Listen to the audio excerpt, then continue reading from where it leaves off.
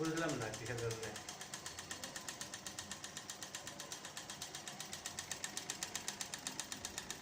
নষ্ট হয়ে গেছে মনে হচ্ছে।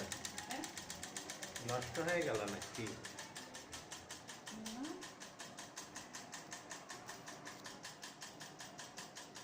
পানি টানি ছিল না এই জন্য।